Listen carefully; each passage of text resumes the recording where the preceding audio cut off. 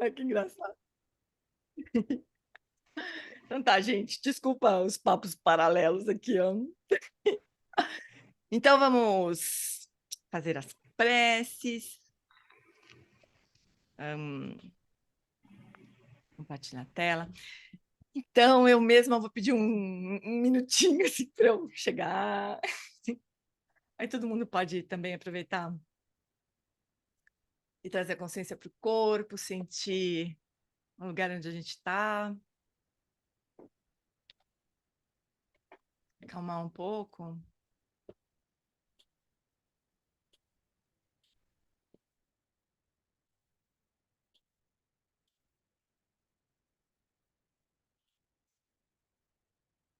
E abrir espaço para a gente estudar o Dharma, né?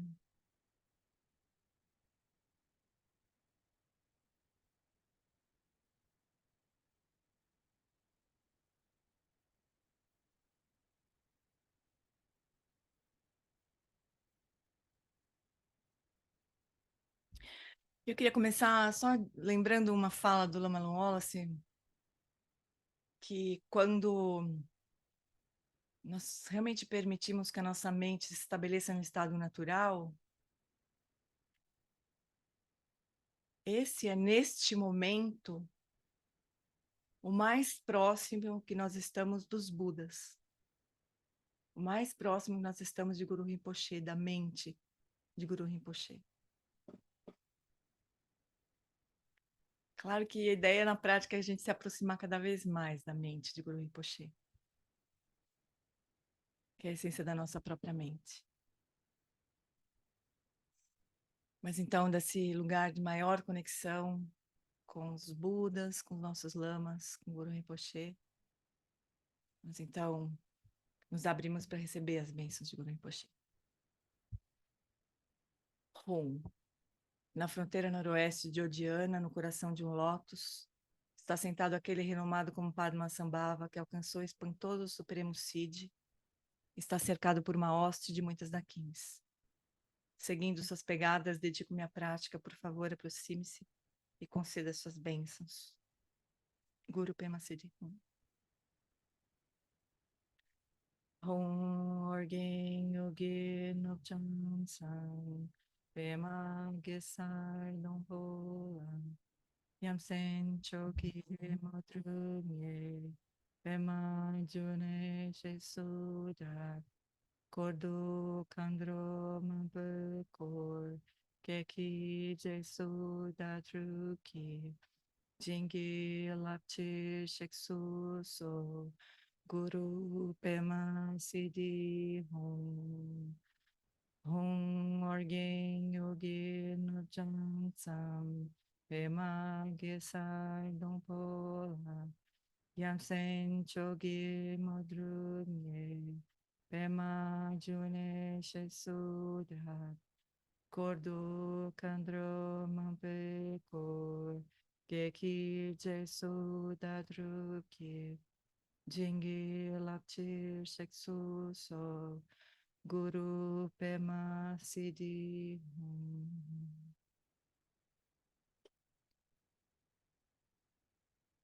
No Buda, no Dharma, na excelente Assembleia da Sangha, até que alcance a iluminação, neles eu tomo refúgio.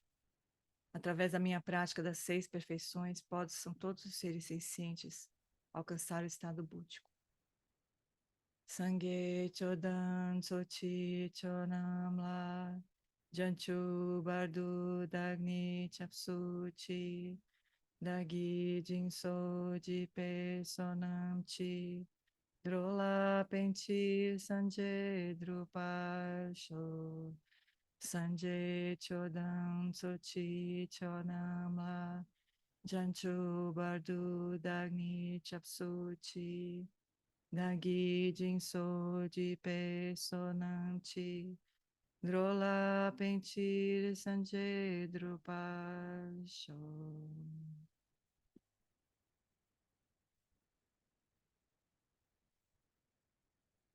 Agora então, nós recebemos as 4 iniciações em uma sílaba Om na testa de Guru Rinpoche, Radima Luz Branca. Penetra pela nossa testa, permeia todo o nosso ser, purificando todos os obscurecimentos de corpo.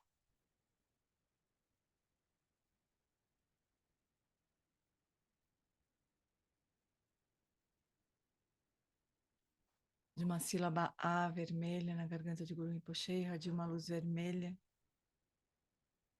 que penetra a nossa garganta, preenche todos os nossos ser, purificando todos os obscurecimentos de fala.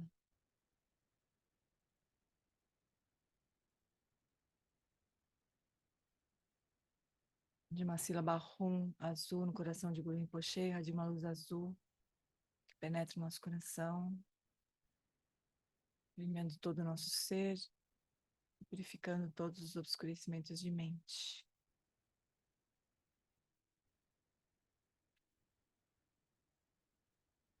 E dos 3 pontos de Guru Rinpoche, irradiam as 3 luzes simultaneamente, que penetram os nossos 3 pontos, purificando os obscurecimentos mais sutis de corpo, fala e mente.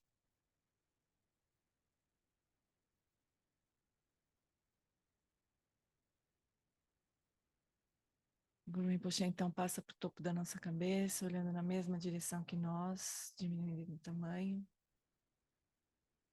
Sobe em luz, penetra pelo topo da nossa cabeça e surge novamente no nosso coração.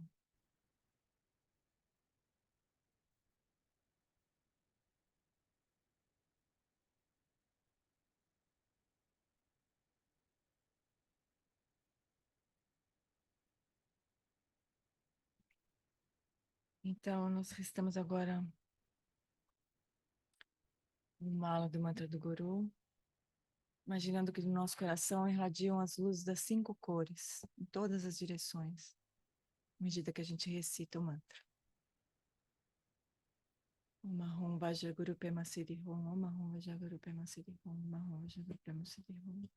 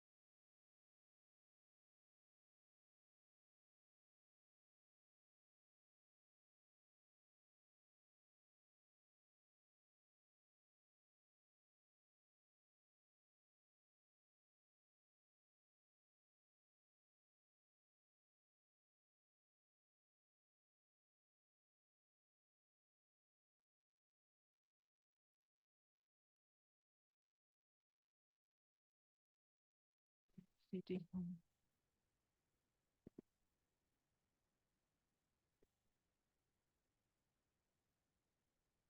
Então, sem perder essa conexão, a gente passa então diretamente para a prática. Se vocês quiserem mudar de posição agora, então, fica à vontade. Nós vamos fazer novamente a prática que nós fizemos semana passada.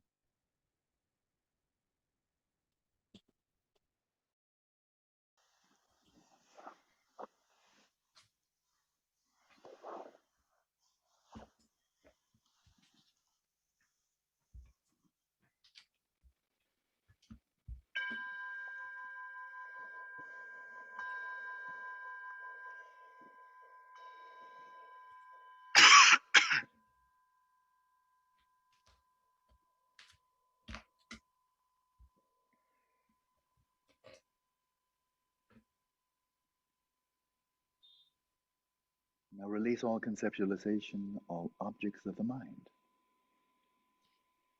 And let Então your solte, awareness descend to the ground as you settle body, speech, and mind in the natural state. então solte todas as conceitualizações, todas as imagens, e deixe agora a consciência descer pelo espaço do corpo até o contato com o chão. Estabeleça o corpo, a fala e a mente em seus estados naturais.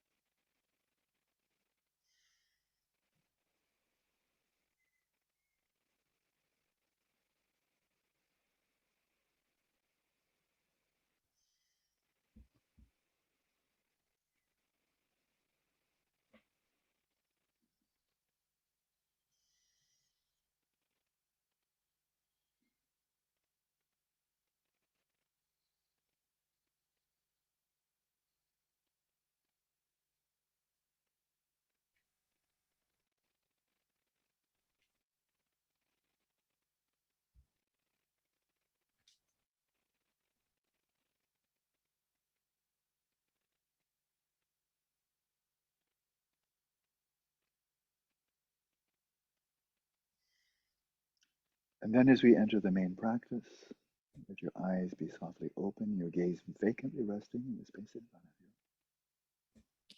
E agora, conforme nós entramos na parte principal da prática, deixe os seus olhos parcialmente abertos, suavemente abertos, e o olhar repousando no espaço à sua frente.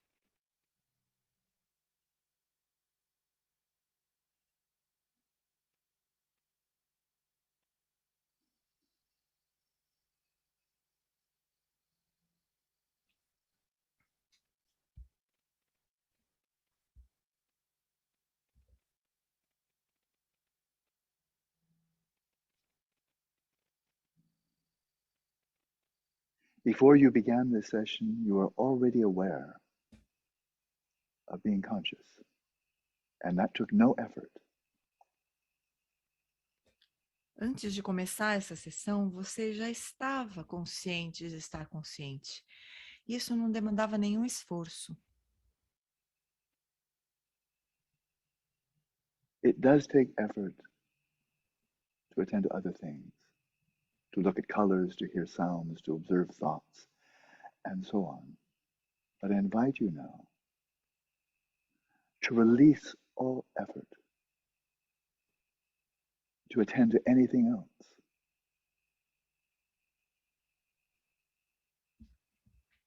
Realmente demanda algum esforço prestar atenção em outras coisas, como cores, sons, pensamentos.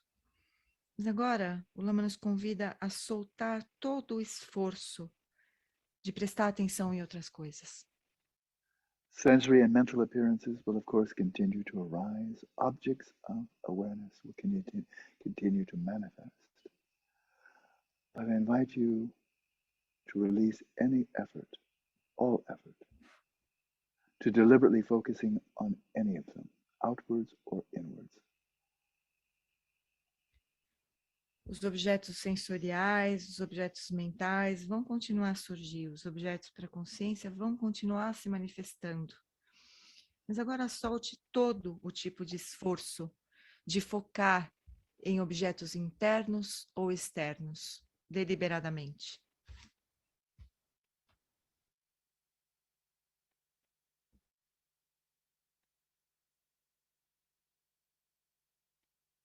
Effortlessly, by its own nature, your consciousness is already self-illuminating and self-knowing. Sem nenhum esforço, por natureza, a consciência já é auto-iluminadora e ela já conhece a si mesma.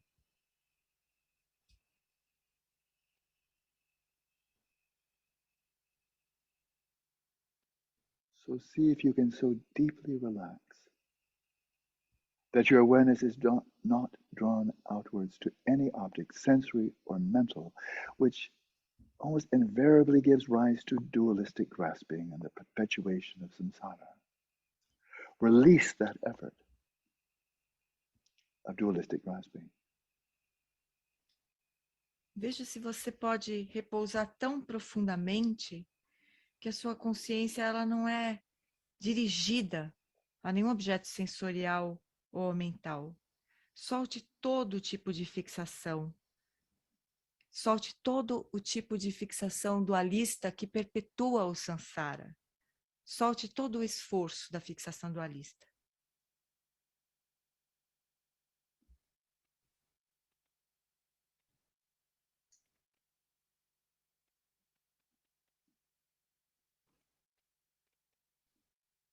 And rest your awareness as free of elaboration as possible in the sheer luminosity of your own awareness, the sheer cognizance, the knowing of your own awareness, which is that one aspect of your existence that you have in common with the Buddhas. Their consciousness too is luminous and cognizance. So rest just in that distilled luminosity and cognizance. Agora repouse a consciência o mais livre de elaborações que for possível. Repouse na luminosidade e na cognoscência puras da sua própria consciência. Esse é o aspecto que nós temos em comum, que a nossa existência tem em comum com os Budas. A cognoscência e a luminosidade da consciência. A mente do Buda também é luminosa e cognoscente. Repouse nessa luminosidade e cognoscência.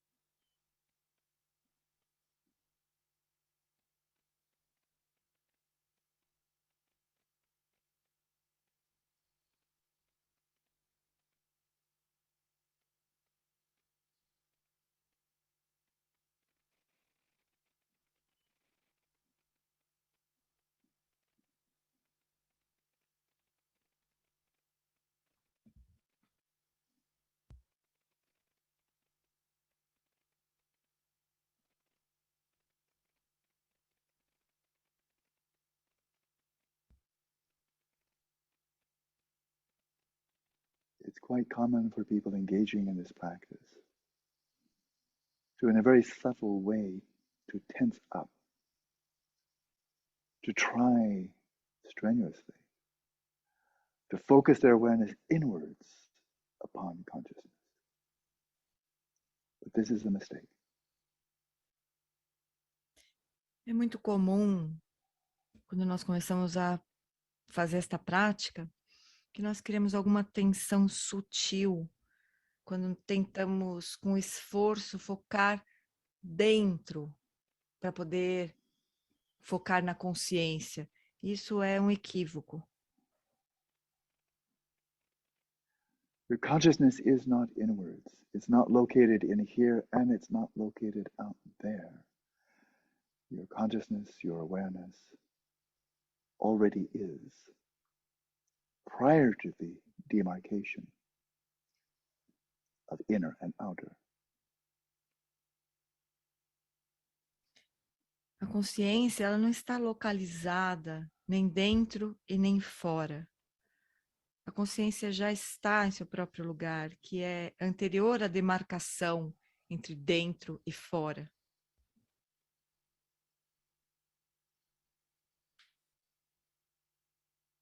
Your consciousness is already effortlessly self-illuminating and self-knowing. So rest in that without any additions, without elaboration, without effort. A consciência já é autoiluminadora. Ela já se ilumina, ela já conhece a si mesma sem nenhum esforço. Então repouse nisso, sem qualquer adição, sem qualquer elaboração, sem qualquer esforço.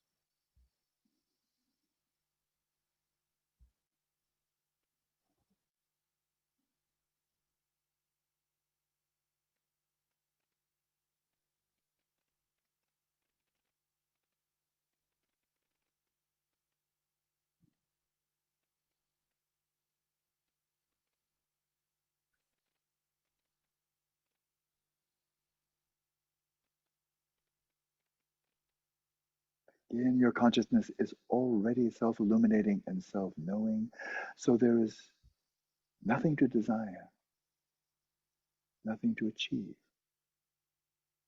Rest without desire, already experiencing the luminosity and cognizance of your own awareness.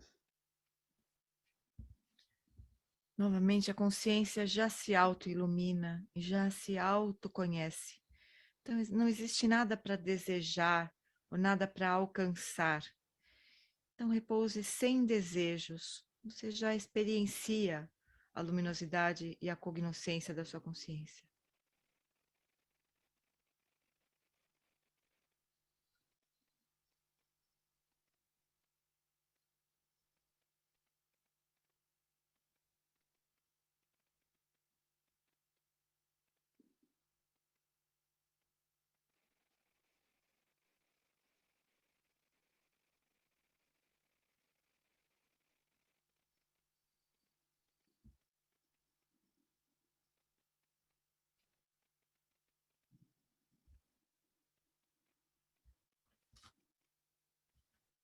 This is the awareness that already was before your mind emerged from it.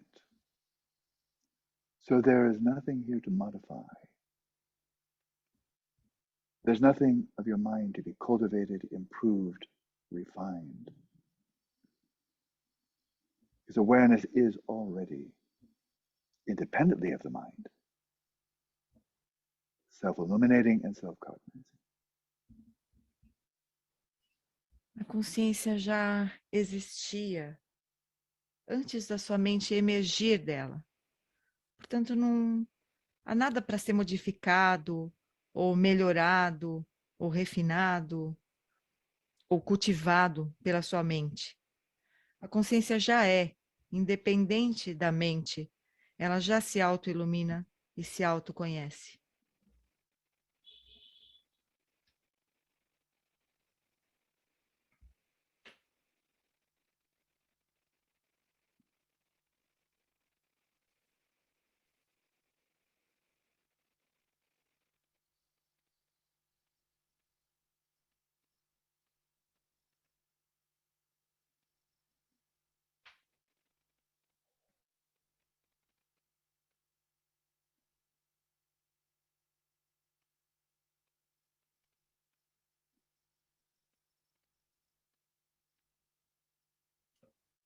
There are many things we can do with the mind. many meditations we can practice. But in this practice, there's nothing to be done. Simply be aware of the luminous and cognizant aspects of awareness. And let's continue in silence.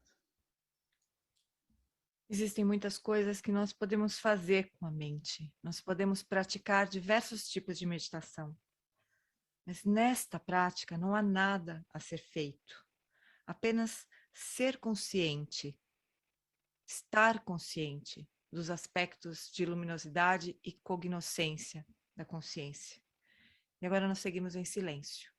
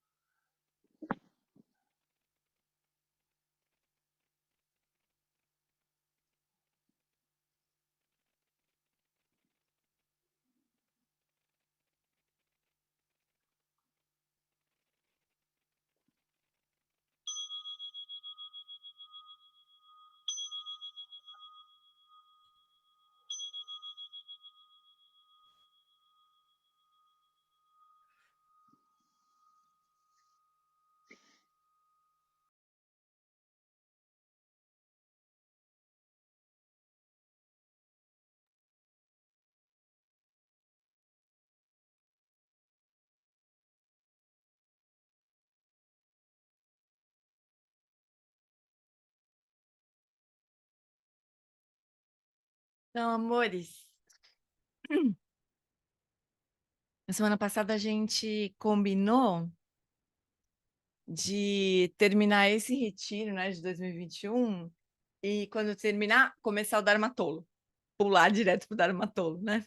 A gente não fazia o retiro do ano passado, porque é muito complexo, a gente corre o risco de se atrapalhar mais do que de se ajudar, né? E daí, então, não sei bem quando, talvez, não sei quando, se a gente termina rápido, né? Mas já tá no fim desse último dia. E, e daí a gente retoma o Dharmatolo, né? E a gente também pensou de assistir juntos os vídeos, né? Para indo por partes, assim, assistindo os vídeos juntos, depois estudando o texto, assim, indo, né? Porque assim a gente sente o lama, né? Um pouco mais, assim, né? Deve. Vamos ver como é que funciona. Que no tempo do. No tempo que não tinha Zoom, era mais difícil, porque se a gente queria interromper, ficava difícil interromper, a gente não interrompia, a gente acabava que ia assistindo, né? Meio sem interagir, assim. Mas agora é muito fácil levantar a mãozinha eletrônica ali, né? E a gente ir parando, assim, o vídeo conforme a hora que a gente quiser, né? A gente vai fazer isso. Mas hoje a gente ainda vai. Gente, então, eu não sei o que aconteceu com essas pessoas. Walter tá aqui também. Não sei de onde esse povo veio, voltou aqui pra gente. Aline. Que alegria. Todos queridos. A Nina também. Então vamos lá. A gente.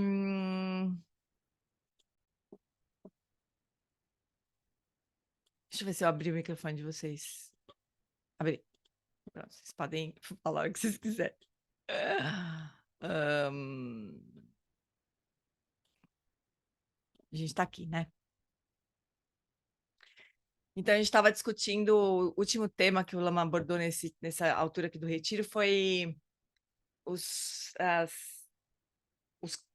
4 kayas, na verdade, né? Porque agora ele vai falar dos Vibhavakaya. Mas semana passada, a gente viu a etimologia, né? De Dharmakaya, Sambhogakaya e Nirmanakaya, né? E daí, então, vamos só retomar esse último parágrafo aqui. Deixa eu ver uma coisinha aqui. Pode aumentar um pouquinho o zoom, G, é melhor para Vou gente. aumentar. Tá. Aumentar o zoom. Só vamos retomar o Dharmakaya aqui.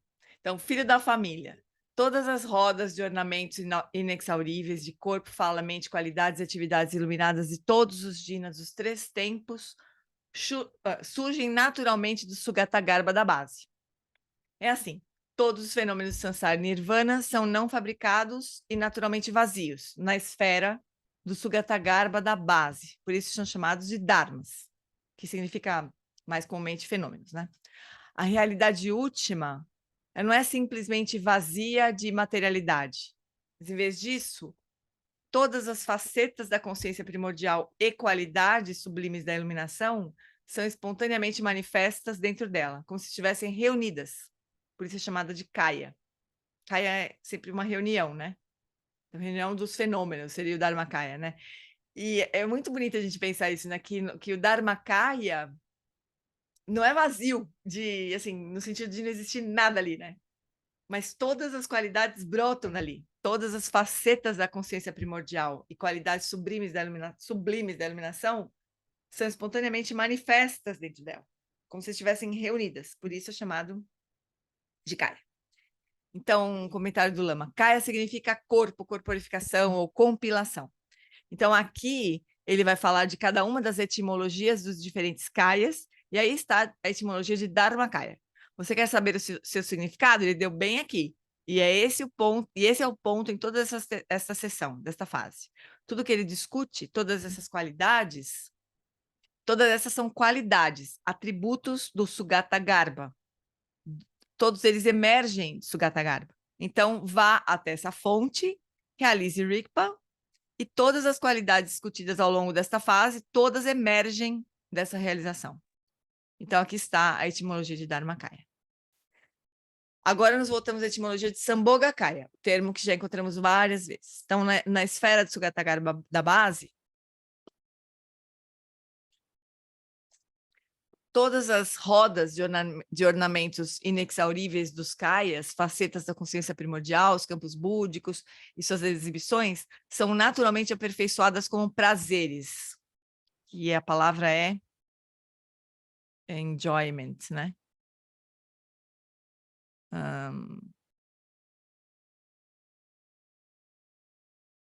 Onde está? Are spontaneous actualizing that emanation without departing, not being nirmana. É antes um pouco, porque já é Nirmanakaya aí, Gi. É antes um pouquinho. Aí. Enjoyment. A gente pegou com esse termo aqui semana passada, mas é isso mesmo. Então, aperfeiçoado como prazeres, por isso é chamado de Sambhoga. Nela, toda a sabedoria e as qualidades sublimes são espontaneamente manifestas, como se estivessem reunidas, e por isso também é chamado de Kaya, né? Quer dizer, Kaya sempre é Kaya, né? Aí Dharma Kaya, Sambhoga Kaya, Nirmana Kaya, Svabhavika Kaya, é que vão fazer diferença. Mas Sambhoga Kaya seria essa manifestação, né? Que se traduz como prazeres. E agora, então, nos voltamos à etimologia de Nirmanakaya, literalmente corpo de emanação. E ele declara aqui, sem se afastar da esfera de Sugatagarbha da base, uma vez que qualquer emanação é naturalmente presente, sem ser diferente de sua fonte, ela é chamada de Nirmana. Uma vez que todas as rodas e ornamentos inexauríveis de corpo, fala e mente iluminados são espontaneamente manifestas, nessa emanação, como se estivessem reunidas, é chamada de Kaya. O que eu acho mais interessante aqui, que a gente estava também falando na semana passada, né? É que Dharmakaya, Sambhogakaya e Nirmanakaya não são separados, né? Então, quando a gente fala de, sei lá, o Buda primordial, né? Ou o Buda Mitá, a gente usou na semana passada esse exemplo, né? O Buda Mitá, bom, Amitaios. E Avalokitesvara e Guru Rinpoche são os 3 Kayas, né? Dharmakaya, Sambhogakaya e Nirmanakaya. Eles não são separados, né? Eles todos não se separam, sem se afastar da esfera de Sugatagarbha da base. Todos eles surgem no mesmo lugar, não são separados, né? Mas, por fim, o Nirmanakaya é o que a gente consegue ver, né? Então, o Nirmanakaya surgiu como Guru Rinpoche, surgiu como Buda Shakyamuni, né? Então, esses são os Nirmanakayas, né? Mais óbvios, assim.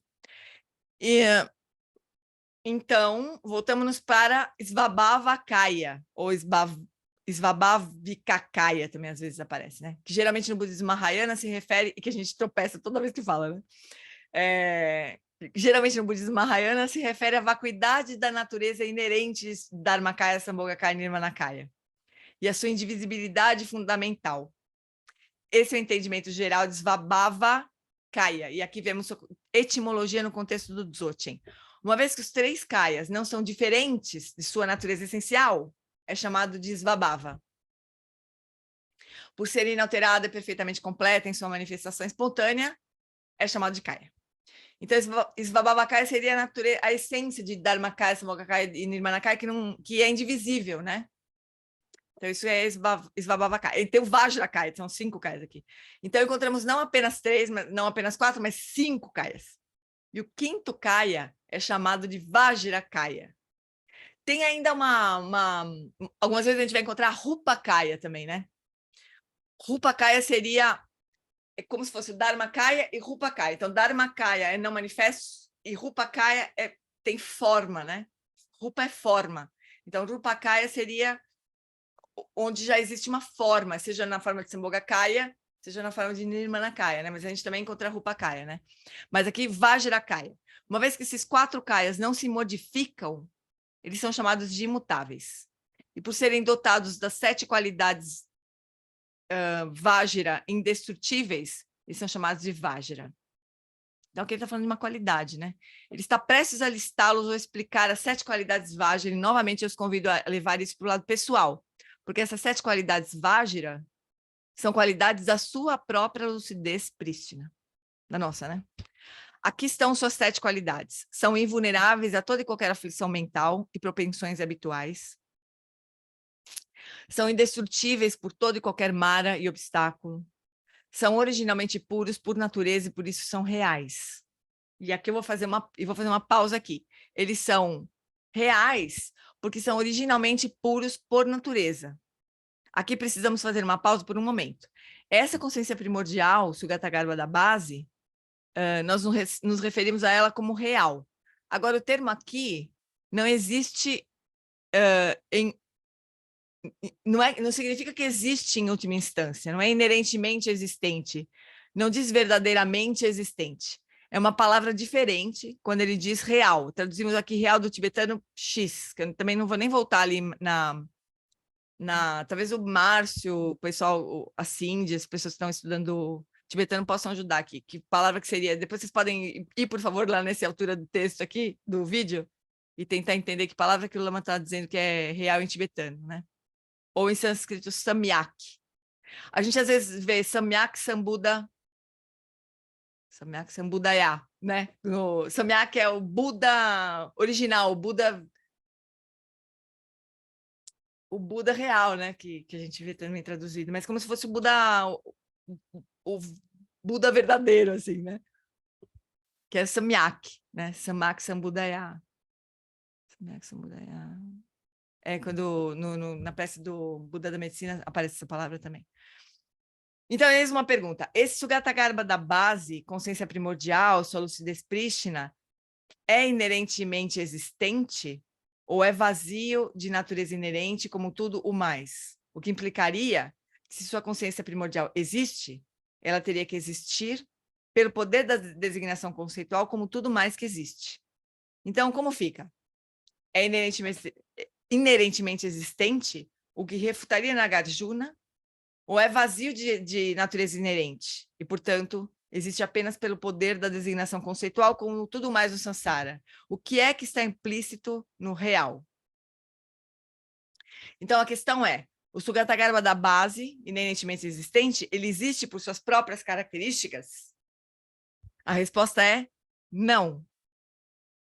Nesse caso, então, o Sugatagarbha da base existe apenas convencionalmente, existindo pelo poder da designação conceitual? E a resposta é não. E por quê? Porque já foi afirmado que o Sugatagarbha da base transcende as categorias de existência e não existência. Não é inexistente e não existe. Transcende as categorias. E, portanto, transcende as categorias de ser inerentemente existente ou apenas convencionalmente existente. É real no sentido de que transcende todas as categorias conceituais. É complicado essa palavra real aqui, né? Ele dá uma volta aqui, mas explicar que é bom não explica muito, né? Mas tá bom, a gente entende que nessa situação falta uma palavra para a gente falar. O que quer dizer esse samyak, né? E daí a gente usa real. Mas ele não está querendo dizer que é real no sentido de existir inerentemente, né? Não dá solidez. Ele aproxima para a gente reconhecer que não é um nada, né? Nesse sentido, né? Não é um nada, né? Mas não é uma coisa que a gente concebe como existente. Inerentemente existente, né? É uma dureza isso aqui, porque a gente não consegue conceber isso daqui, né? A gente meio que tá bom, entendi, vai, aceito, né? Com essa mente não dá, né, para pegar. Obrigada, Marcinho, eu vou arrumar aqui.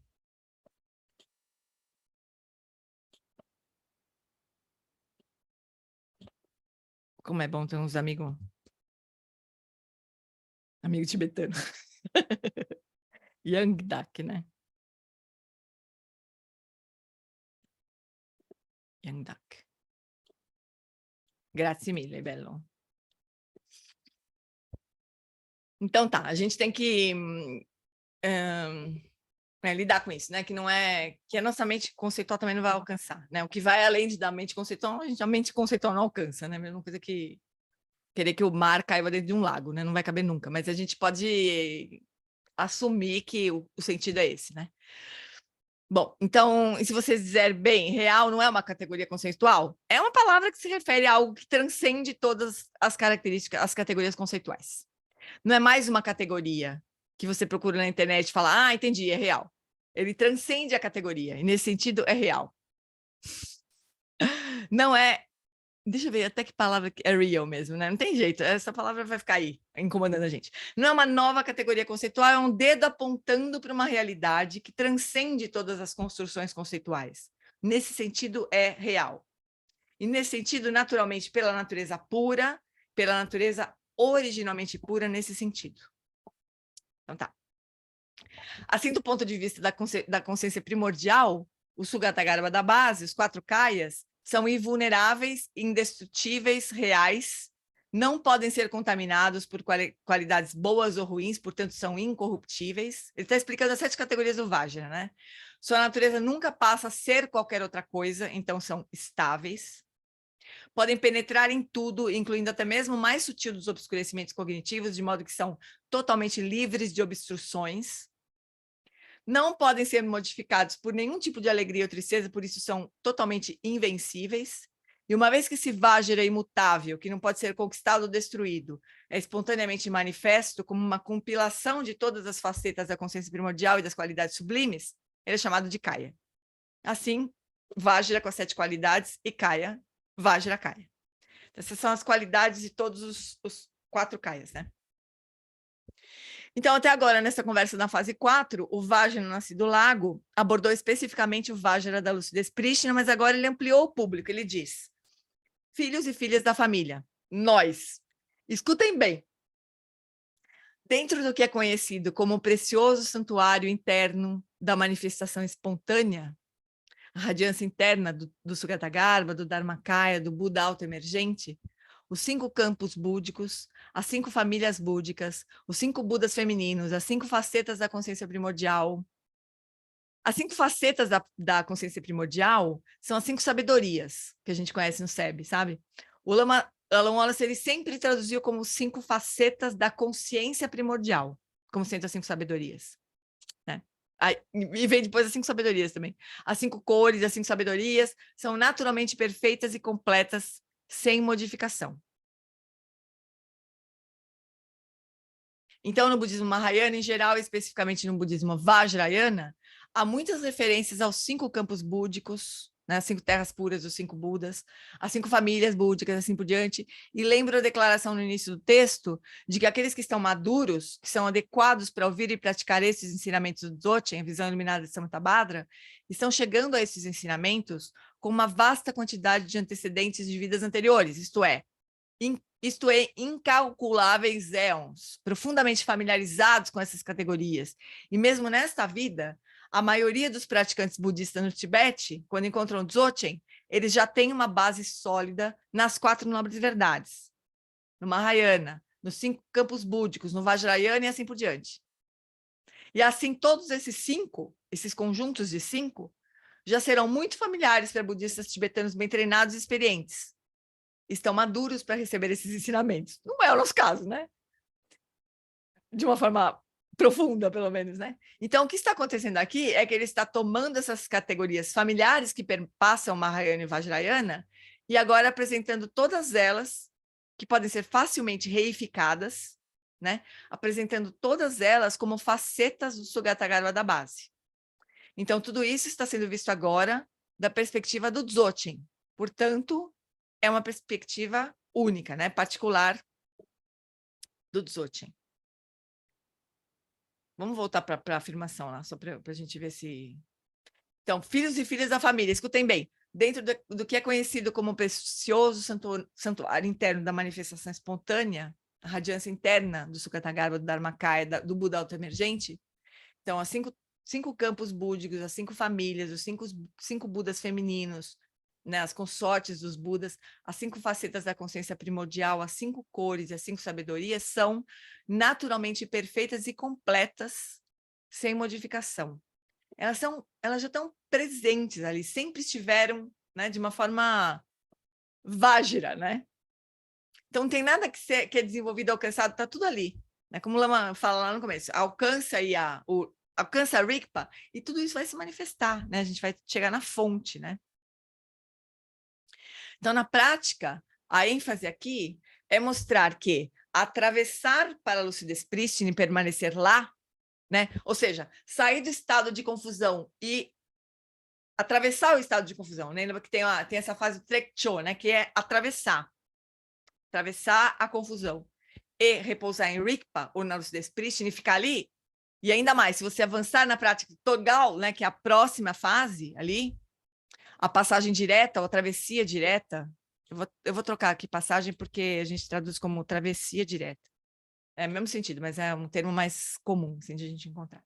Então, travessia direta para realização espontânea, na prática de Toggal, tudo que é descrito aqui, os 5 campos búdicos, as 5 famílias búdicas, tudo isso sem visualização, né? Ou seja, sem o estágio da geração, que a gente imagina uma deidade numa terra pura, e a gente é a deidade, sem isso tudo, né? Sem estágio da completude, que aquilo tudo se dissolve, tudo isso, tudo a ser descrito nessa fase, simplesmente repousando na lucidez prístina e permitindo que essas visões na prática do Toggal se desdobrem espontaneamente, se manifestem espontaneamente, sem esforço, com a sempre crescente plenitude, precisão e detalhe, tudo isso surge espontaneamente por meio do repouso em Rigpa. Então, essa é a fase Toggal. Qual que é a diferença, né? O que é a fase Toggal, né? Então, a gente, na fase, então, tem Shamatha, Vipassana, Trekchö, Toggal. São as 4 fases do que a gente está aprendendo aqui, no Dzogchen, né? No Dzogchen. Então, Trekchö é quando a gente atravessa para Rigpa, né? Atravessa e realiza Rigpa, repousa, estabiliza a experiência de permanecer em Rigpa, não dualidade, né? Mas a fase Toggal tem umas práticas que o Lama nunca vai ensinar para a gente, a menos que a gente esteja repousando em Rigpa, né? Porque não faz o menor sentido, porque dizer que são umas coisas ridículas. É um jeito de posicionar os olhos, são umas coisas que para a gente que não está em Rigpa não faz a mais pálida diferença, né? Não é uma prática nenhuma, né? Mas para quem está repousando em Rigpa e recebe essas instruções de Toggal, todas essas qualidades elas se manifestam. Então, quando a gente faz uma prática de sadhana hoje, né? A gente com muito esforço tenta visualizar Guru Rinpoche. Ou quando a gente faz a prática que a gente faz todo dia aqui, né? Que aliás eu inverti a ordem, não sei se vocês perceberam, mas eu inverti, né? Eu primeiro fiz as 4 iniciações, depois a recitação do mantra. Tá errado isso aí, né? Mas tá bom, também não faz mal para ninguém, né? Mas não é assim que a gente faz. Mas enfim, quando a gente faz isso, a gente faz um esforço para visualizar, né? A gente imagina aquela forma, né? Completamente instável para a gente. Mas aqui não é visualização, é visão. As pessoas nessa fase, elas veem os Budas. Pensa. Essa é a fase Toggal, né? A fase Trekchö, a gente até perguntou para o Lama Tartin agora, né? Também no último ensinamento. A fase Trekchö, ela corresponde ao Mahamudra, né? Então, o Mahamudra vai até a fase Trekchö, né? A fase Toggal é uma prática do Dzogchen, né? Mas, enfim, só para a gente conversar. Então, essa é a prática do Toggal. Por outro lado, no Vajrayana, você tem uma sadhana desse Buda, outra sadhana daquele Buda, e cultiva esse campo búdico, visualiza esse Buda, parceiro divino, assim por diante. Você deve cultivar cada um deles individualmente, né? A gente faz sadhana de Amitabha, sadhana de Avalokitesvara, sadhana de Guru Rinpoche, várias sadhanas, como se eles fossem diferentes, né? Obviamente não são, mas nas sadhanas são diferentes, né? E, na verdade, são manifestações que são diferentes, né? Mas, essencialmente, não, né? Mas na prática de sadhana, a gente cultiva cada um deles individualmente. E o que ele está dizendo aqui é: descanse nessa única realidade, que é Sugatagarbha da base, ou Rigpa, ou consciência primordial, ou Dharmakaya, blá, todos aqueles sinônimos. Repouse aí. E todas as iniciações lhe serão concedidas da sua própria lucidez prístina. Todas as mandalas todos esses Budas surgirão da sua própria lucidez prístina. Todas as 5 famílias búdicas surgirão da sua própria lucidez prístina. Tudo isso espontaneamente, sem esforço. Por isso chamado de grande perfeição. Sem esforço, sem lutar, espontaneamente, sem esforço, emerge e se manifesta a partir da sua própria lucidez prístina. Então, isso parece bastante complexo, né? Haverá muitos detalhes aqui, mas toda a complexidade se dissolve na simplicidade absoluta. Repouse em Rigpa e tudo isso se manifestará espontaneamente. Isso é o Dzogchen. Então, agora, voltando para o texto raiz. Primeiro, aqui está como a própria base é espontaneamente realizada, como a natureza manifesta dos 5 campos búdicos. Então, o campo búdico de Ganavyuha se refere não ao mundo físico objetivo e seus habitantes sencientes, mas à natureza essencial do Sukatagarbha da base, o espaço absoluto dos fenômenos, Dharma Dhatu, na medida em que é uma densa matriz de majestosas formações espontâneas. Na ausência de qualquer direção cardial ou intermediária que possa ser identificada como substancialmente existente, seu posicionamento no centro é uma mera convenção. Portanto, ao falar de uma matriz densa, esse é o significado de Gana Vyuha. Mas o significado disso é a densa gama de formações espontâneas emergindo da lucidez prístina. E apenas de uma maneira convencional de falar, dizemos que está no centro. Esse seria o campo búdico do centro, né? O grande espaço absoluto da base é o campo búdico de Abirate, que não fica lá no Rio de Janeiro, né? Em Rio de Janeiro, não, em... Como é que é? Juiz de Fora. Não é o campo búdico de Abirate, né? O grande... Não é o... Não fica lá em... Acabei de falar. Juiz de Fora. Juiz de Fora. Juiz de Fora. Não é lá. O grande espaço absoluto da base é o campo búdico de Abirate, que se refere ao seu aspecto de grande bem-aventurança, e não a uma região criada por condições objetivas ou por algum ser, né? Então, agora ele vai falar dos 5 campos búdicos, depois ele vai falar, né, de cada um desses elementos aí. Então, não é um lugar. Se diz que fica no leste, mas esta é uma mera convenção, que não deve ser interpretada literalmente. Juiz de Fora não é Rio, mas é Rio, eu sei, Marcinho. Não é Rio, mas é Rio, né? É Minas Gerais, mas é Rio. Uma vez que todo o esplendor e as qualidades sublimes e abundantes da iluminação são autoemergentes na base, ele é chamado de campo búdico de Srimati. Considera-se nominalmente que essa abundância de qualidades sublimes fica no sul, mas isso é uma mera convenção. O campo búdico de Sukhavati também não é no Paraná, é assim chamado, porque cuidado, pessoal, isso é muito perigoso, viu? Porque a gente faz aspiração de renascer em Sukhavati, vai ver, nasce no Paraná. Não é para fazer isso, por favor, né? Nada contra o Paraná, mas aqui não é Sukhavati, né? Vamos combinar. O campo búdico de Sukhavati é assim chamado porque essa aparência da base transcende todo o sofrimento da infelicidade, é o reino de Sukha, né? Sukhavati. Sua localização no oeste, que é aqui onde eu moro, também na zona oeste, também é meramente nominal, não fica no oeste. E vamos ao 5º campo búdico. O campo búdico de Karma Prasiddhi é assim chamado porque todas as rodas de ornamentos inexauríveis dos kayas, facetas da consciência primordial, campos búdicos e exibições, são aperfeiçoados sem esforço à medida que emergem de si mesmos. Também é dito apenas nominalmente que fica no norte. Ademais, as referências às direções e campos búdicos emprestam artificialmente características à realidade última, né? Na verdade, todos os campos búdicos só são características da realidade última. Eles não ficam em lugar nenhum, né? Empresta as características. Essa forma de apresentação, Sukhavati no oeste, assim por diante, todos esses campos de Buda, emprestam artificialmente características à realidade última, que é a realidade última assumindo características que nós podemos imaginar. O Buda vermelho Amitabha na terra pura de Sukhavati, no oeste, assim por diante, né? A gente imagina isso. Mas eles só representam características da realidade última. É uma forma de a gente reconhecer as características da realidade última. Mas é o que a gente faz? A gente pega aí, reifica, né? Os campos búdicos. A gente se atrapalha tudo que a gente reifica os campos búdicos, né? A natureza desse campo búdico, é claro, é o Sukatagarbha da base, que é desprovido de sinais ou nomes.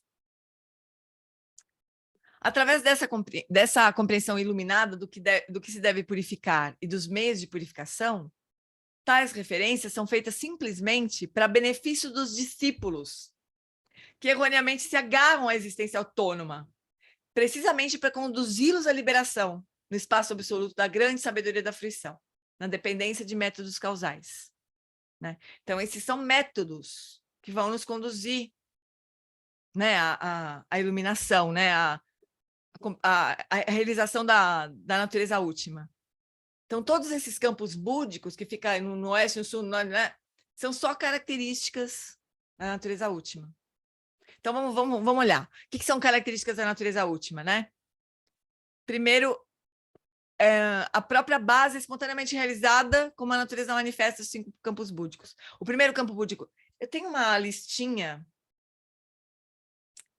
que faz uma relação entre campo búdico que o... Tem do retiro. Quer que eu dê uma olhada, Gê? Do último retiro? Eu quero traduzir, na verdade, para... Depois eu vou fazer isso. É uma lista, assim, né, todas essas correlações aí, dos campos búdicos, com os Budas, com as direções, com as consortes, com as cores. Eu tenho aquela tabela, sabe aquela tabela inicial que tem toda, bem grande? Eu tenho já traduzido em português. Traduzido? Então manda para nós. Tá. No grupo já. Pode mandar no Zap, pode mandar no grupo. Tá bom. No nosso grupo do Zap. Porque é uma correlação só, né? Mas olha só, não é um mundo físico, né? Mas a natureza... natureza essencial de Sukatagarba, o espaço absoluto dos fenômenos, né? Onde tudo surge. Esse é o campo búdico Gana Viurra. Quer dizer, essa é uma característica da natureza última. Tudo surge a partir de Sukatagarba. O grande espaço absoluto da base é o campo búdico de Abirati, que se refere ao seu aspecto de grande bem-aventurança, e não uma região criada por condições objetivas ou por algum ser, né? Então, grande bem-aventurança é uma característica da natureza última, representada pelo campo búdico de Abirati. Uma vez que todo esplendor e qualidades sublimes e abundância da iluminação são auto-emergentes na base, ele é chamado de campo búdico de Srimati. Né? Então, essa abundância de qualidades sublimes fica no sul, mas é só para a gente se atrapalhar, na verdade, só para a gente reificar, né? Mas não é o caso de a gente reificar. Sukhavati, assim chamado, porque a aparência da base transcende todo o sofrimento da infelicidade. Sukha, Mahasukha. Eu vi recentemente uma explicação do Eric de Mahasukha, diz que o Tokuorgen, ele não traduzia Mahasukha como êxtase, como grande bem-aventurança, ele não traduzia como grande bem-aventurança, por exemplo, né? Como bem-aventurança, Sukha. Ele traduzia como grande conforto, a grande tranquilidade, greatest ease, o Tokuorgen traduzia. Porque Sukha, a gente tem uma impressão que é uma experiência de alegria, né? De um prazer inigualável, inimaginável, né? E ele não traduzia assim, ele traduzia como uma grande tranquilidade, na grande conforto, calma. Né? Essa palavra conforto, Isso, ele é muito usado. O Dalai Lama traz esses ensinamentos, né? De conforto, né? Mente em conforto e sossego. Mind, comfort and ease. Isso mesmo. Não lembro que palavra ele usa, mas é isso mesmo, esse conforto de à vontade, né? De okayness, que o Soki Rinpoche fala, né? Um okayness, assim, de que tá tudo bem, né? Esse seria Sukha na visão do Tokuorgen, né? Mas a gente associa, eu mesmo associo Sukha com uma coisa muito prazerosa, né? Mas parece que não é o caso. Aí o campo búdico de Karma para Siddhi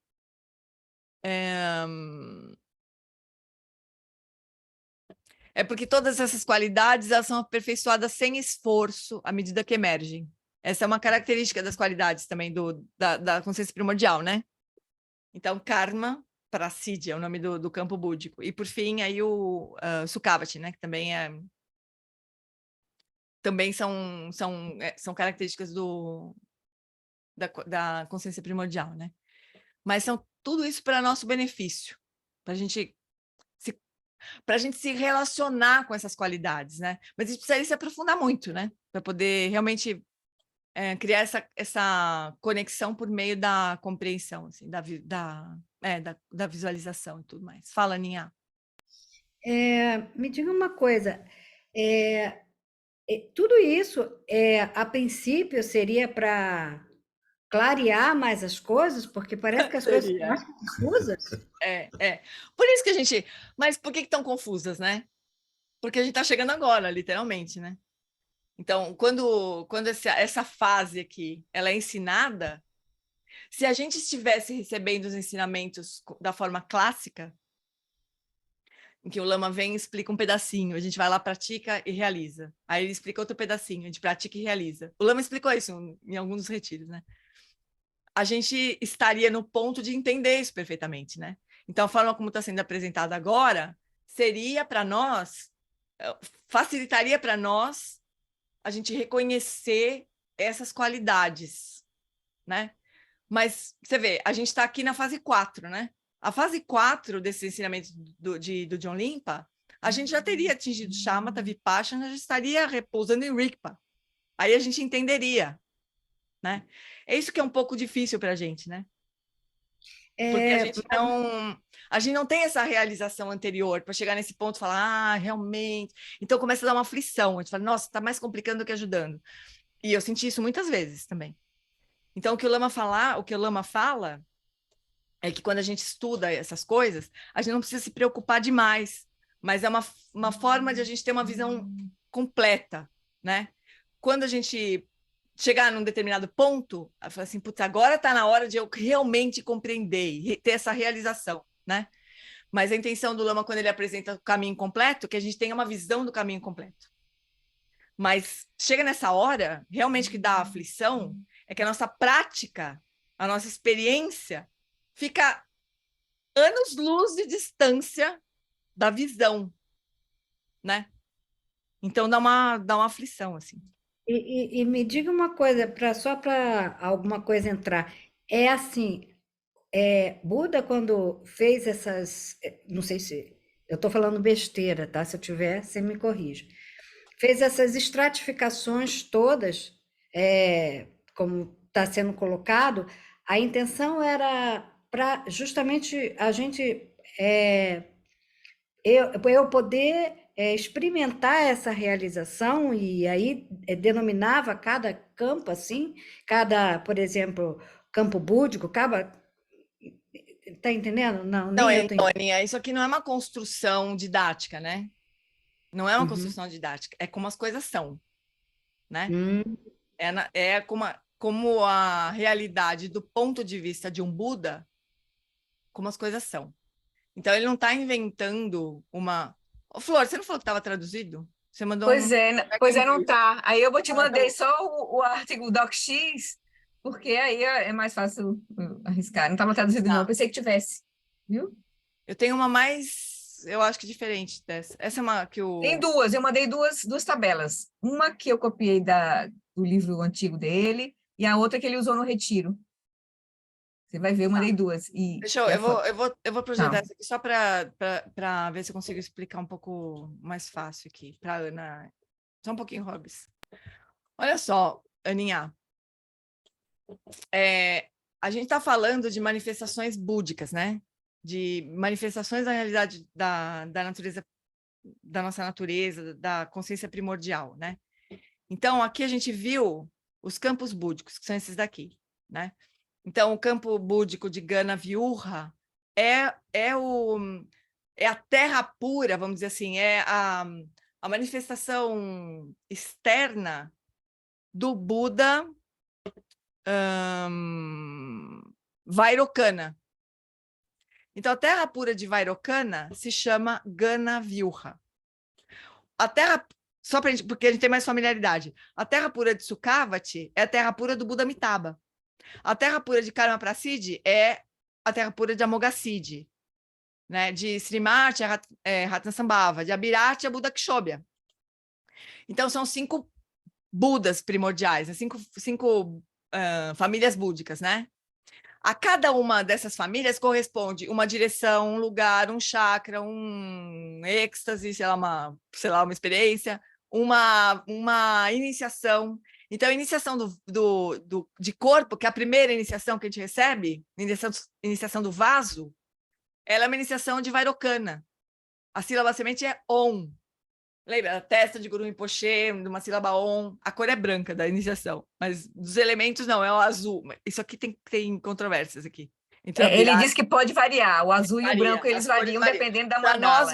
Para nós varia, porque lá no SEB a gente vê a luz branca com a Vairocana, né? Mas em muitos lugares é azul, escuro, né? Elemento é espaço, a energia vital é obscurecimento, é relacionado ao agregado da forma, né? Por isso, iniciação do vaso, do corpo, né? E assim por diante, tem várias correlações, né? Mais claro para mim. Agora, olha só, agora isso aqui não é uma invenção dos professores para a gente entender. Isso aqui é como as coisas são do ponto de vista de um Buda, né? Agora, a gente faz, para nós é uma tabela, né? A gente não tem a menor ideia do que significa isso. Mas olha, só rapidinho. Os venenos mentais, olha, eles são a forma. Quando um Buda experiencia a sabedoria primordial do discernimento. Peraí. Quando a gente experiencia apego, a mesma situação que para nós, a gente tem um veneno mental de apego, para um Buda é uma manifestação da consciência primordial da discriminativa. O que para nós é apego, né? O veneno do apego, um Buda, quer dizer, a nossa natureza búdica veria essa mesma situação como uma manifestação da natureza da sabedoria primordial discriminativa. O que para nós é raiva, isso aqui eu não entendo, né? É tudo muito conceitual, assim. Algumas coisas até um pouco que imagino. E tem umas explicações também, né? Mas como a Francesca Fremantli, naquele livro Vazio Luminoso, ela faz ela explica essas correlações. Bem legal, assim. Quem tem ele? Então, a raiva, né? É uma manifestação, vendo do ponto de vista de um Buda, é a manifestação da sabedoria do espelho. Então, assim, tem correlações, muitas correlações, como vocês estão vendo, né? A cada família, cada Buda primordial tem essa série de correlações. Mas são todas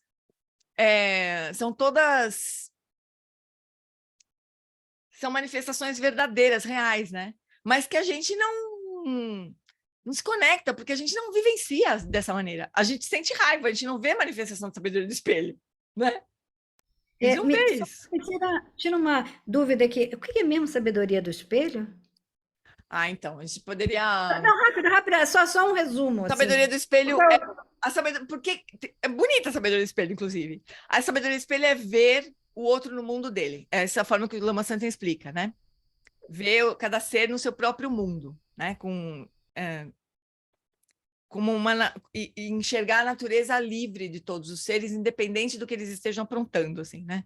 Enxergar a natureza primordial de todos os seres, independente da manifestação delas. E chama a sabedoria do espelho, porque o espelho, ele reflete qualquer coisa, né?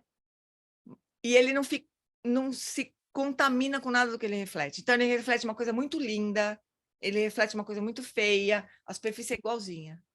Ela não... Então, só rapidinho. Então, quando a gente vê o outro aprontando, fazendo uma coisa muito terrível, né? Se a gente usar a sabedoria do espelho, a gente vai ver o seguinte: essa criatura que tem uma natureza livre, que é um Buda, ele está manifestando uma negatividade, mas eu enxergo a natureza última dele, essa é a sabedoria do espelho, que não se perturba com nada. A natureza primordial ela não sofre um arranhão. Por mais que a gente dê pernada no outro, apronte, a nossa natureza última não sofre um arranhão. Quando a gente consegue enxergar isso, é uma manifestação da sabedoria do espelho. É bonito. E o Lama complementa dizendo assim, quando a gente acessa essa sabedoria, a gente vê todos os fenômenos como as nossas próprias aparências. A gente vê todos os fenômenos como aparências da nossa mente. É a sabedoria que faz com que a gente entenda que todos os fenômenos, por isso que ser o espelho, né? Nesse sentido também. Todos os fenômenos são aparências da nossa própria mente. Então, é como se a gente realizasse a não dualidade, nesse sentido último, assim, nessa sabedoria. Fala, Hobbes. Eu acho que quando a gente lê além da existência e da não existência, eu acho que eu só consigo entender se além da não existência inerente, quer dizer, e da não existência, quer dizer, porque a palavra existência é alguma coisa... Você estava lendo, né, que a realidade última tem características. Algo que está... Características é algo da existência, né? Você fala, a palavra características é um conceito de algo que existe. Agora, eu acho que o pulo do gato é que realmente é uma existência não inerente. Então, a gente está acostumado a reificar tudo. Aí a gente faz a tabela, né? Fica todo... Então, eu acho que o segredo, realmente, é a gente realmente perceber a não inerência. Isso não significa que a coisa não exista, a coisa existe de forma não inerente. O que você acha? Eu acho que é isso mesmo. Mas eu acho que tudo que a gente... Eu acho que vale todo o esforço, assim, para a gente tentar entender, né? Vale todo esse esforço, né? Mas, na verdade, são coisas que a gente vai precisar realizar, né? Além dos conceitos. Mas eu acho que todo o esforço a gente vai se aproximando, né, dessa realização. Acho que toda a compreensão que a gente consegue alcançar com a nossa mente conceitual pode nos aproximando, né? Mas a gente não pode ter expectativa de falar, entendi. Agora eu entendi. Mas Giane, porque todas essas tabelas são conceitos. Não tem como escapar disso. Exatamente. Então, e a gente sempre fala, além dos conceitos, e a gente vai, eu adoro conceitos, né? Então não vou cuspir no que eu já comi. Mas, entendeu? Mas são conceitos. Aí você fala, por que pode ajudar? Porque em algum momento que a gente... É como se a gente está no joguinho, a gente abriu a porta de Rigpa, é como se a gente já soubesse que estivesse lá dentro, porque a gente estava meio confuso, porque estava botando as coisas todas inerentes. Aí, quando você chega... Porque, na verdade, não tem esforço. Isso é que é a coisa mais complicada. Né? Se a realidade última ela está fora do tempo, não tem esforço. Porque isso é uma coisa um pouco confusa, porque não tem esforço no sentido de que não tem nada que a gente faça que vai abrir a porta de Rigpa. Mas se você estiver também ali numa live virginiana de pior qualidade, as coisas, aflições mentais sem fim, não vai ter a menor chance. Então tem e não tem causa, sabe? É uma coisa meio estranha. Você fala, entendeu? Tem causa, depende do que a gente quer abordar. Não, o Se caminho quiser abordar tem causa, né? No caminho tem causas. Com certeza. No relativo, agora, chegar lá... é karma. Mas aí você fala, mas eu quero sair do karma, eu quero sair da qualidade da relação causal. Aí você fala, olha, toda coisa que você vai fazer, você vai conseguir ter um karma um pouco melhor e tal, a coisa vai melhorar e tal. E em algum momento, pode ser que você perceba, que não é bem perceber, porque a realidade como ela é. Eu acho que é isso. É o mapa, né? O resto é realizar, né? Mas agora, acho que um mapa, pelo menos... Voltando para essa história que você falou do sem esforço, né? O que eu tenho pensado, assim, e tentando compreender, tentando compreender o que são essas manifestações sem esforço, né? Porque assim, e o que eu consigo imaginar é assim, os Budas, eles não têm uma agenda, né? Eles não têm uma agenda. É como o Lamatarsi explicou também uma história dessa sobre o Buda Shakyamuni, né? O Buda Shakyamuni não criou um currículo, ele não foi o que o Lamatarsi falou, agora estou falando o que eu penso. O Buda Shakyamuni não criou um currículo. Falou, agora eu vou ensinar isso, depois eu vou ensinar isso, depois... Não criou um programa de treinamento, né, para ninguém.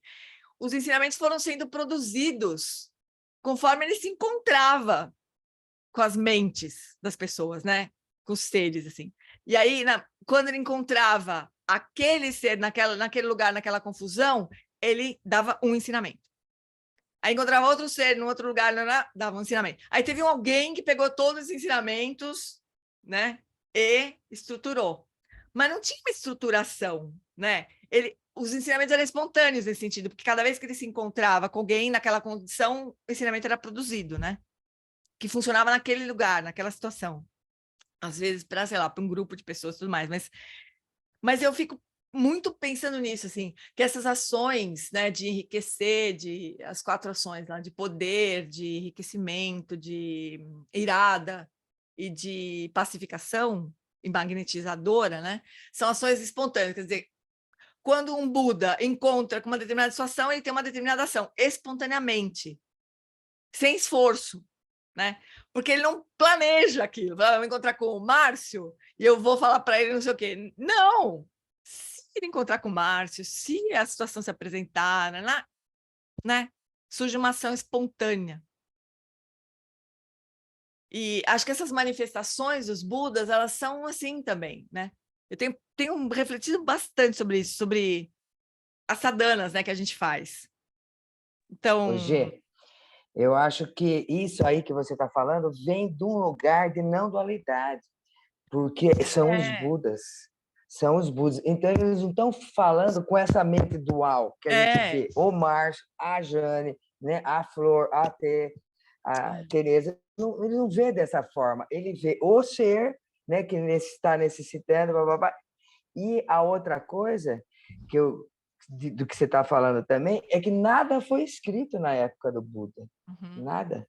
Nem uma linha, nem uma palavra. As coisas só começaram a ser produzidas depois da morte do Buda, e a gente tem isso todo documentado, né? Os 3 cestos, os Vinaya, as coisas todas, né? Então, né, não tem estrutura, não tem dualidade, é aquela coisa livre, né? Sem isso. Aí, nesse sentido, o Lama diz, né, que o Dharma está vivo, né? Porque à medida que a lucidez vai encontrando a confusão e a confusão vai se mudando, o Dharma vai mudando também, né? Nesse sentido, está vivo esse processo. O Lama fala uma coisa muito bonita, ele fala que a iluminação ela é completa, mas ela cresce sempre. Isso pode parecer muito... Como assim? É completa e cresce sempre, né? Porque isso que a Flori falou, né? Toda vez que o ensinamento encontra, que a lucidez encontra com a confusão, é produzido uma nova forma, né? De trazer mais luz para aquilo lá, né? Então, os meios hábeis vão se ampliando muito, sempre, né? Mas é a iluminação completa, né? Os Buda, quando a gente fala a iluminação completa de um Buda, eu falo, como assim completa de um Buda? Óbvio que é completa, né? Hoje, e a gente pode ver isso aqui agora, né? Por exemplo, o Lama está trazendo os ensinamentos do John Limpa dentro da tradição tibetana, que é o Vajrayana, que se aperfeiçoou no Tibete. Na época da Índia, não tinha esses ensinamentos dessa forma, desse jeito, porque isso foi uma coisa que surgiu a partir da mente dos tibetanos, né? O Dharma encontrando com a mente dos tibetanos também, assim, né? E não só dos tibetanos, assim, essa forma, né? O Guru Rinpoche teve uma grande parte da vida dele que ele viveu na Índia. Viveu na Índia, né? Era uma consorte indiana, né? Não só no Tibete, mas os ensinamentos Vajrayana vieram de Guru Rinpoche, né? E é uma outra... O Buda também deu ensinamento Vajrayana, segundo consta, né? Mas Guru Rinpoche foi o grande professor Vajrayana, né? Mas são métodos, né? São só métodos para mentes diferentes, que somos nós, né? Todo mundo, assim. Walter, seu lindo, tudo bem? Olá, tudo bem? Tudo, e você? Você tá onde? Tá em Viamão ainda? Tô morando aqui. Você tá morando aí? Eu achei que você tava só ficando, assim. Foi por aí. Foi ficou. Ficou, né? Exatamente. Que delícia, Val. Que bom. Então, benzinhos, vamos encerrar por hoje? Oh, fala, Cris. Fala, querida. É que você estava falando, me veio uma dúvida, que nem a Aninha fala, se eu estiver falando errado, me corrija. Existe uma classificação de Budas? Que nem, por exemplo, Amitabha, o Buda da Terra Pura. Agora, como você falou, Guru Rinpoche, do ai, nunca Vajrayana. Não sei classificação, né? Mas são várias manifestações, vamos dizer assim, né? Do Buda primordial. E as manifestações são várias porque nós somos várias mentes, né? E várias confusões, várias preferências também, né? É muito engraçado, assim. O Buda Amitabha não é diferente do Buda primordial, né? Mas ele tem qualidades, assim, que a gente associa ao Buda Amitabha, daí Sukhavati, né? Tem uma coisa bonita também com respeito aos Budas, né?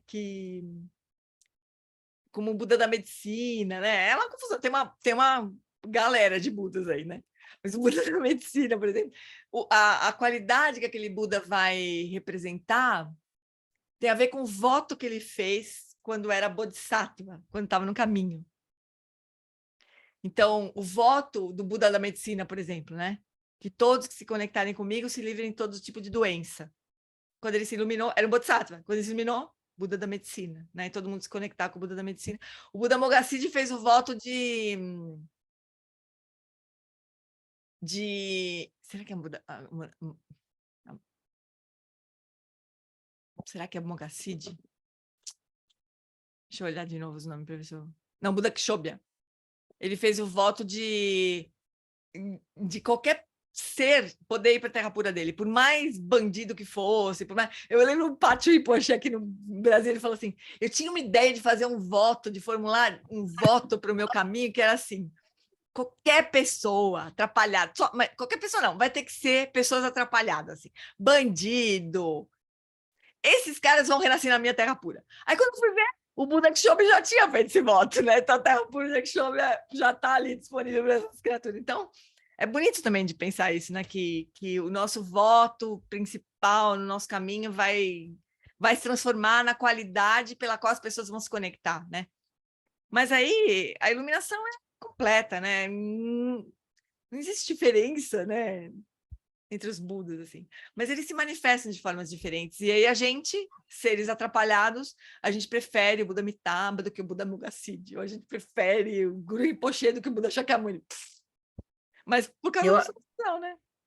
Hoje eu acho que tem um pouco assim com o momento do surgimento, como exemplo, do encontro da lucidez com a confusão, aí surge aquele Buda que, por exemplo, o Padmasambhava ganhou essa projeção a partir do encontro dele com os tibetanos, por exemplo, né? Os tibetanos colocaram o Guru Rinpoche como o Buda, um Buda, assim, valorizando ele. Não foi os tibetanos, ele viveu primeiro na Índia, criatura. Eu sei, mas eu digo assim, esses ensinamentos, com essas práticas, as sadhanas do Buda, ligado ao Buda, a Guru Rinpoche, tem a ver com os tibetanos. Você não vai encontrar isso lá na Índia, entende? Porque essa relação que ele criou com os tibetanos fez com que surgissem essas práticas, como, por exemplo, Kuan Yin vai ter a relação lá com os chineses, sei lá, né, como outros Budas, sei lá, o Tapiritsa vai ter com a tradição Bon, entende? Então, vai ser como aqui Maria, por exemplo, Maria, Nossa Senhora, tem a ver com o povo brasileiro. Então, assim, a gente pode ser que surja algum Buda aí, né, americano, assim, das Américas, ocidental, né? Mas pode ser que surja aí mais à frente, né? Eu vejo um pouco assim esse processo. Então, porque senão eles são bodhisattvas, então em algum momento aquele ser surgiu, fez contato com a confusão e aquela terra pura, aquilo se clareou, aquela confusão se clareou, e transformou-se naquele reino puro, assim, né? Então é como se a gente for olhar de forma profunda, a gente está olhando a partir dos ensinamentos que estão chegando para nós, mas se você for estudar o Zen, se for estudar outras tradições, você vai encontrar outras referências, assim, outras linhagens, vai ter outros Budas de referência. E aí vai ter uma turma que vai preferir uma coisa do que a outra, e assim vai indo, né? E daí vai todo mundo meio que se encontrando só turma, né? Fala aí, Tetê. A terra, não é dito que aqui é a terra pura do Buda Sakyamuni. Então, estamos numa terra pura, gente. Pois é. Mas a gente não acha, a gente acha que está em São Paulo, em Recife, no Brasil. E mais que na Terra Pura, mais não, e também, né, na Terra Pura, no único reino possível de se iluminar. Aí não está numa condição ruim. Não está. Não está. A gente tem que... Viu? E o que você e o Márcio estão tramando aí? Que dois estão com cara de não sei o quê. Você ri de uma coisa, o Márcio ri também. Ele fica escrevendo besteira no chat. Eu imaginei. Para todo mundo, não é só para mim. Eu tô ligado. Eu tá só me vi a cara de vocês. Não, tá todo mundo aí, pô. Escrevendo para todo mundo. É que você tá no celular, você não tá vendo o chat, né? Não tô. Palhaço. Nós estamos na terra pura do Buda Shakyamuni. Só que a gente não vê, né? Porque os nossos venenos são tão densos que a gente não enxerga isso. Agora tem uma história, né? Que fazer prática de purificação, né? Roger, Oi, Paulinho, fala. Eu ia atravessar aqui só para dizer que da minha formação cultural cristã e tal, uma das coisas que mais me chamou a atenção e me surpreendeu, me tocou profundamente quando visitei Três Coroas, foi o Buda Shakyamuni e a sua visão de fazer preces para libertar aquelas pessoas que fizeram os crimes mais hediondos, né? Então, essa visão de salvar até mesmo quem está no reino dos infernos, para mim, foi uma novidade muito especial, assim, e muito tocante, sabe? Muito importante ver isso. Mesmo porque quando a gente estava em Três Coroas, eu estava com uma raiva tão grande, Paulo, que foi o Buda Shakyamuni mesmo que passou toda essa Salvou raiva. ele. Salvou ele. Foi o Buda Shakyamuni. Porque... Salvou do reino dos infernos, não foi, Ana? É verdade, é verdade. Mas olha, se a gente olhar a roda da vida, as representações da roda da vida, né, dos 6 reinos, em cada reino tem um Buda. Então tem um Buda ali no reino dos infernos tentando, né, ensinar o Dharma de algum jeito, no reino dos animais, no reino das famílias. Tem um Buda em cada reino ali, né? Se manifesta em todos os lugares, né? Especialmente nesses reinos. Foi ali que a Ana virou budista, salva pelo Buda Shakyamuni. O mais tumultua, né? Quando ele vem, ele causa. Mas olha só, que eu ia falar, esqueci.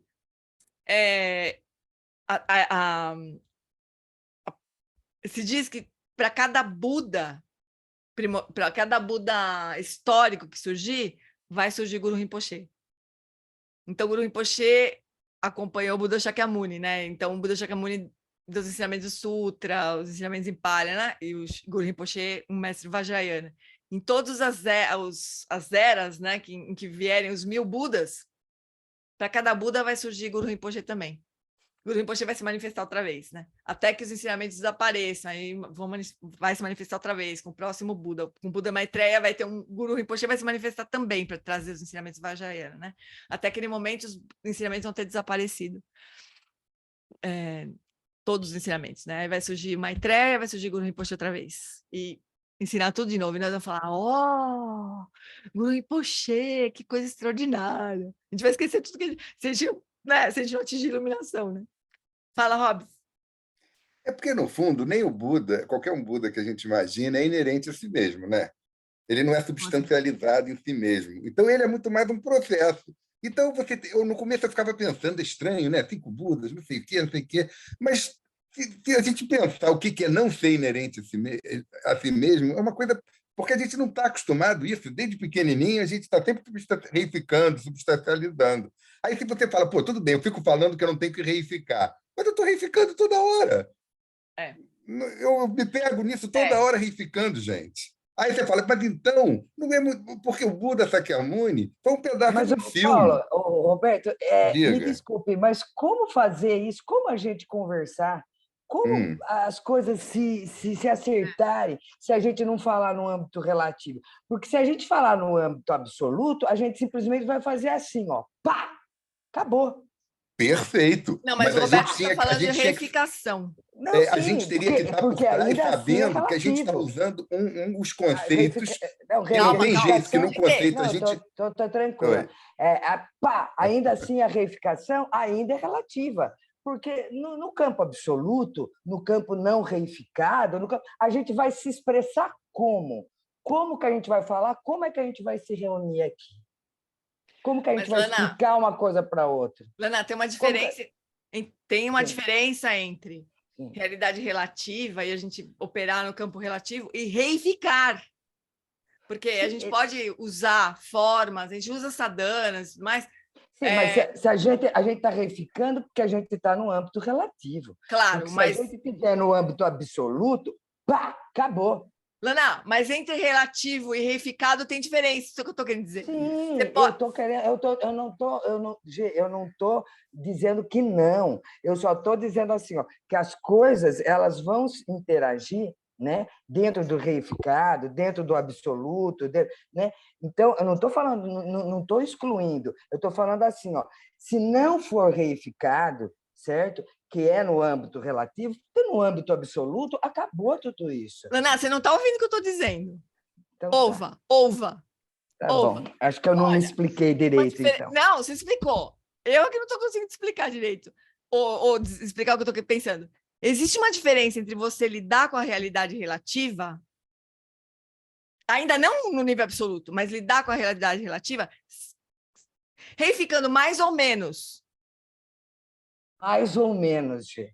Mais ou menos. Mas a partir do momento que você estiver na absoluta, a reificação terminou. Claro, mas ainda dentro do âmbito relativo, o que eu estou querendo dizer é o seguinte, ainda dentro do âmbito relativo é possível não reificar. Dentro do âmbito relativo. É possível, com certeza. É como os Budas vivem, né? Buda Shakyamuni estava no âmbito relativo, operando com a mente, a partir da mente absoluta. Ele não estava reificando. Sim, não, Lana, mas é que não é 0 ou 100. Não é 0 ou 100. Existem graus de reificação. Ou você reifica completamente. Não lembro não é, mas é. Sim. Tem graus de reificação, né? Então, claro que a gente vai lidar com o relativo sempre. Mas se você desreificar tudo, se você desmanchar tudo, né? Como é que a gente vai se lidar? Como é que a gente... Então, é absoluto ou não é absoluto? Tem que ver o que ela está entendendo por desmanchar tudo. Esse é o ponto. Não é desmanchar tudo de nada, de não existência, Flor. É desmanchar tudo de não dualidade das coisas, né? Porque vamos desreificar, vamos desfalar. E a gente vai tratar como? Como é que fica? Com um grau mais leve de reificação, isso que eu estou querendo dizer, Lana. Você pode lidar com o nível relativo das coisas. Você vê você faz, e é o propósito das sadhanas, inclusive. Você produz uma forma de uma deidade e é óbvio que ela não está ali. Então, você está lidando com o nível relativo, porque você está vendo uma forma, mas não reificando, porque você não consegue reificar. Esse é o propósito da sadhana, um dos propósitos da sadhana. Você lida com uma forma da deidade e que você sabe que não está lá. Que não é, exatamente. Que não é. Sabe que não é. Que não dá para reificar, mas ainda tem uma forma, é no nível relativo. Entende? Isso que a gente está querendo dizer. Mas quanto mais a gente... É que reificação não é 0 ou 100, né? Tem graus de reificação. Né? Você pode ter completa segurança de que aquilo existe, sim, existe completamente, ou existe, mas não existe de verdade, que é o que o Roberto está dizendo, né? De existência inerente, assim. A gente, no fundo, a gente não alcança direito, né? Mas a gente vai, pelo menos, desconfiando um pouco mais. Sim, vai desconfiando. Vai sacudindo um pouco a reificação. Sim. No nível relativo ainda. No nível absoluto, papo, lógico. Acabou, é como você falou, pá! É assim mesmo, né? Mas, como é que a gente vai? Não é nem como, é pra quê que a gente vai querer ficar falando sobre as coisas se a gente já tá, né? Já tem a realização do nível absoluto, né? Mas ainda, assim, os Budas que estão, né, obviamente, são a própria natureza absoluta, ainda assim eles veem nós assim, falam, meu, deixa eu tentar explicar para esses negros de algum jeito. Aí, né, produz um monte de ensinamento, para ver se a gente consegue... Joga um monte de boia, né, como o Lama Santen fala. Joga nós nos pau de sebo ali. Aí alguns se agarram, outros caem. Joga no pau de sebo para ver até onde a gente escorrega. Mas se a gente ficar nessa né, mesma indagação de reificação, né, de inerência, o que acontece? A gente não vai conseguir conversar, né, porque realmente tudo é reificado, tem graus de reificação, tudo é, né, não inerente. Então aí a gente fica, porque realmente tudo é relativo. Sabe aquela premissa? É verdade. Ou não. Ou não, é. Ou não. Tem sempre o ou não. Exato, aí a gente não anda para frente, né? Então tá, fofuras, vamos dedicar? Vamos dedicar. Vamos lá. Só para encerrar um pouquinho. Vocês veem como a gente fica num terreno que a gente não consegue sair muito bem, né? Então, a gente está nessa... Imagina a próxima fase, assim, né? Então, eu acho que a gente corre o risco de se atrapalhar mais do que se ajudar, né? Por isso que acho que vale a pena a gente ir para o Dharma tolo, né? Para a gente não correr muitos riscos, assim. Então, vamos lá. Por essa acumulação de méritos, possa eu obter a onisciência que tudo vê e possam todas as falhas ser superadas. E do turbilhão de ondas revoltas do nascimento, velhice, doença e morte, deste oceano de Sansara, possa eu liberar os seres.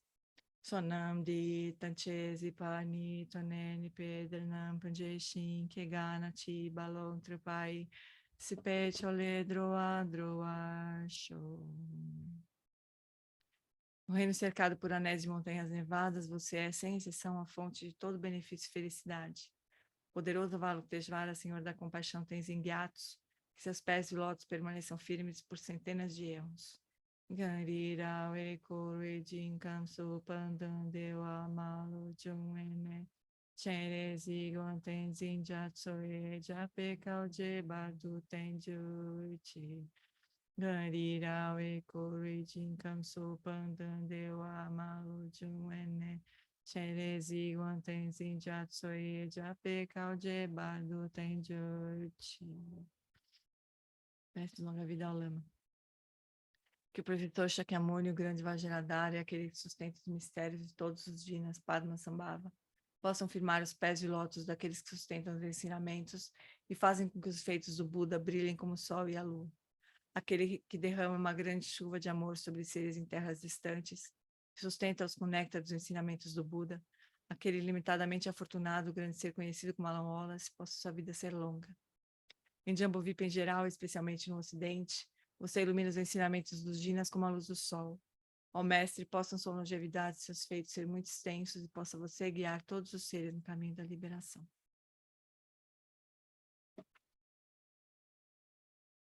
A extensiva tradição da transmissão de Padmasambhava é a escola da tradução antiga da grande perfeição. Do John Limpa, sustentáculo desse ensinamento de essência definitiva. Que seus profundos termos possam ser preservados pelo estudo e pela prática para que não diminuam até o final da existência condicionada. Que a extensiva tradição do grande ordem se estenda como espaço. E o esplendor dos tesouros espirituais, que são sua atividade iluminada, brilhe pelas 10 direções. Que os sinais da virtude irradiem-se até preencher os cantos longínquos da terra e os ensinamentos durem e floresçam. Emarro, Amitabha, magnífico Buda da luz infinita, com grandioso Senhor compassivo Avalokiteshvara à sua direita e Vajrapani à sua esquerda. Cercado por uma assembleia de incontáveis Budas e Bodhisattvas, nesse local maravilhoso de infinita alegria e felicidade, que é o reino celestial de Sukhavati, paraíso da grande bem-aventurança. Quando chegar minha hora de partir desta vida, possa eu seguir para lá, sem qualquer outro nascimento intermediário, e ao renascer nesse lugar, possa eu ver Amitabha face a face. Que esta minha fervorosa prece de aspiração possa ser abençoada pelos Budas e Bodhisattvas das 10 direções, para que possa ser atendida sem o mais sutil obstáculo. Teyata Panchendriya Vabodhanaya Soha. Que a grande tradição da Bali Shantirakshita, do mestre Padmasambhava e do rei Trisondeusen possa florescer e permear os 3 reinos. Que a presença das 3 joias nunca se separe do fluxo mental dos seres, assegurando assim um sublime bem-estar através dos 3 tempos. Quem Lochosun, Ring Loche, Zamin, Satsun, Chapar, Pedro, Juchosun, Nawada, Midrado Sungele, Show. Por esta virtude, possa eu rapidamente realizar o lama de Odiana e possa eu conduzir todos os seres, sem exceção, a esse estado de realização. Gewajini Duda Korgan Lama Drupgini Droachikamalu Padei Samagopar Show. Amores, na semana que vem eu não vou poder conduzir o estudo. Então, a Flori, não sei se agora ela sabe dizer ou não, mas a gente vai, se a Flori puder, a gente mantém o encontro. Se não puder, a gente vai pular. Eu vou traduzir o Tenzin Wangyal, sexta, sábado, domingo, o tempo todo, assim. Ele vai dar um retiro sobre yoga dos sonhos. Então, quem quiser participar, também é uma boa ideia, né? É sexta, sábado e domingo. Mas aí, se a Flori puder, você comunica a gente, Flor? Eu vejo, tá? Deixa eu ver. Talvez você participe também, né, do Tenzin Wangyal. Eu vejo, tá? Então, tá bom, meus bens. Ó, Marcinho. Então tá, meus bens.